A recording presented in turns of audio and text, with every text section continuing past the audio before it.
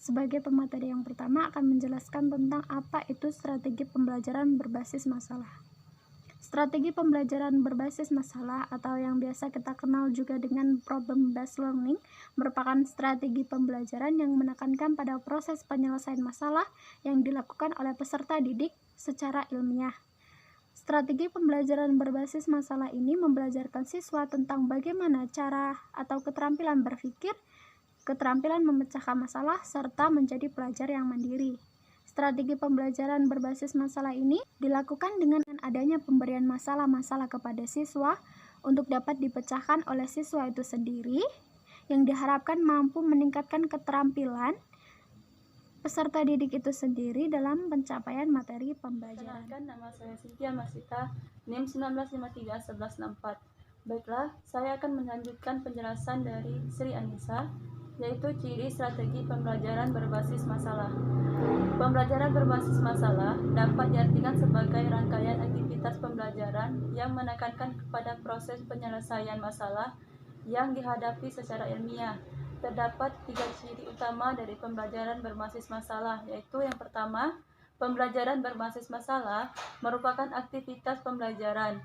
Artinya, dalam implementasinya, pembelajaran berbasis masalah adalah sejumlah kegiatan yang harus dilakukan siswa. Pembelajaran berbasis masalah tidak mengharapkan siswa hanya sekedar mendengarkan, mencatat, kemudian menghafal materi pembelajaran.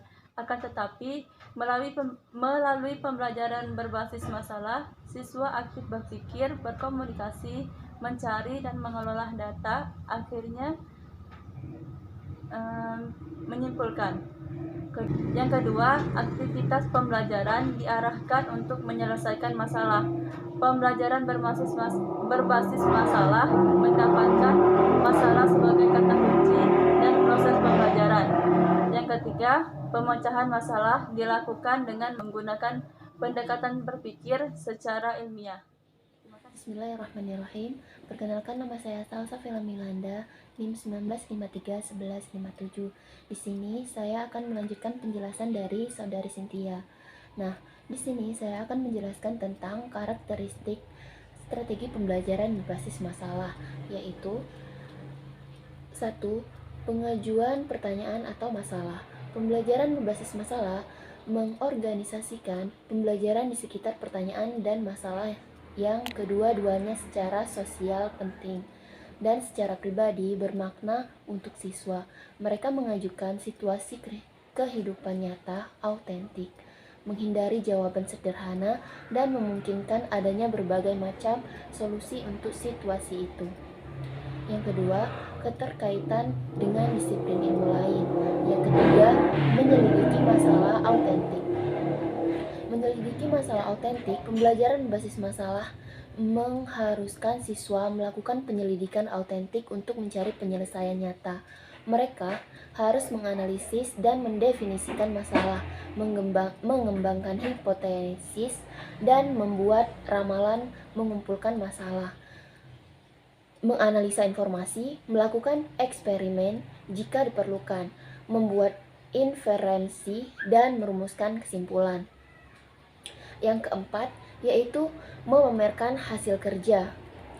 Di sini, memamerkan hasil kerja, pembelajaran basis masalah menuntut siswa untuk menghasilkan produk tertentu dalam bentuk karya nyata untuk artefak dan peregangan yang menjelaskan atau mewakili bentuk penyelesaian masalah yang mereka temukan.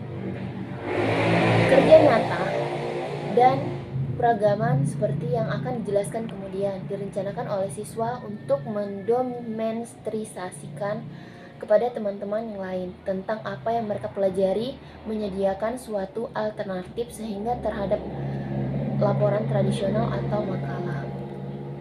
Yang terakhir yaitu kolaborasi. Kolaborasi strategi pembelajaran basis masalah di sini dicirikan oleh siswa yang bekerja sama satu dengan yang lainnya, paling sering secara berpasangan atau dalam kelompok kecil. Sekian, terima kasih. Assalamualaikum warahmatullahi ta'ala wabarakatuh. Perkenalkan, nama saya Teguh Irawan, NIM 19531178. Kita lanjut lagi penjelasan selanjutnya mengenai langkah-langkah strategi pembelajaran berbasis masalah. Di sini ada 5 tahapan yang bisa kita gunakan. Yang pertama adalah metode mengorientasikan siswa pada masalah. Jadi di sini kita sebagai guru bisa mengenalkan terlebih dahulu masalah yang ingin kita berikan kepada siswa kita atau siswi kita, agar bisa menjadi titik acuan mereka tidak melenceng dari apa yang pembahasan yang kita berikan. Seperti itu. Yang kedua, mengorientasikan siswa untuk belajar. Caranya seperti apa? Bisa kita membuat kelompok kecil di dalam kelas agar mereka bisa bertukar pikiran antar sesama mereka.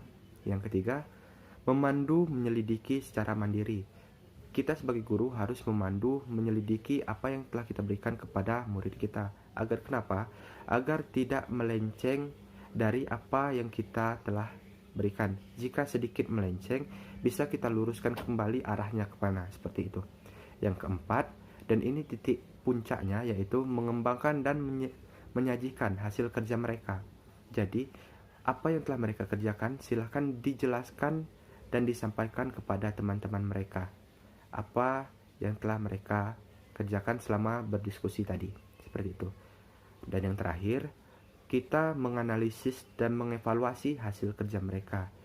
Kita memberikan benang merah atau intisari dari penjelasan mereka tersebut secara rinci dan mudah dimengerti, agar siswa-siswi yang lain bisa paham dan mengerti tentang apa titik masalah yang mereka hadapi dan yang telah mereka selesaikan, seperti itu. Mungkin itu saja, lanjut ke pembahasan yang lainnya. Wassalamualaikum warahmatullahi wabarakatuh. Baiklah, yang selanjutnya itu ada kelebihan dan kekurangan. Yang pertama yaitu kelebihan. Yang pertama, pemecahan masalah merupakan teknik yang sangat bagus untuk memahami isi pelajaran. Yang kedua, pemecahan masalah dapat meningkatkan kreativitas pembelajaran siswa. Yang ketiga, pemecahan masalah dapat membantu siswa untuk mengembangkan pengetahuan barunya dan bertanggung jawab dalam pembelajaran yang mereka lakukan. Yang keempat, pemecah masalah dapat membantu siswa mentransfer pengetahuannya.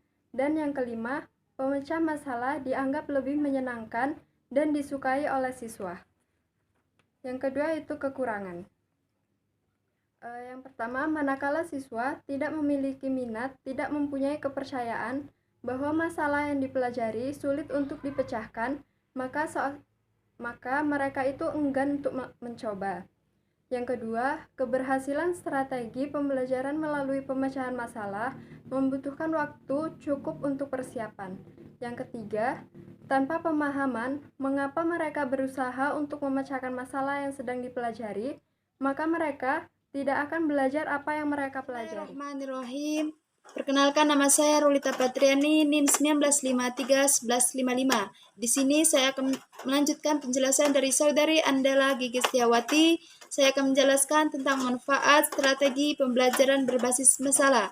Manfaat yang pertama yaitu realistis dengan kehidupan siswa, dan yang kedua konsep sesuai dengan kehidupan siswa, dan yang ketiga memupuk sifat inquiry siswa, dan yang keempat memupuk kemampuan problem solving, dan yang terakhir atau yang kelima memotivasi peserta didik.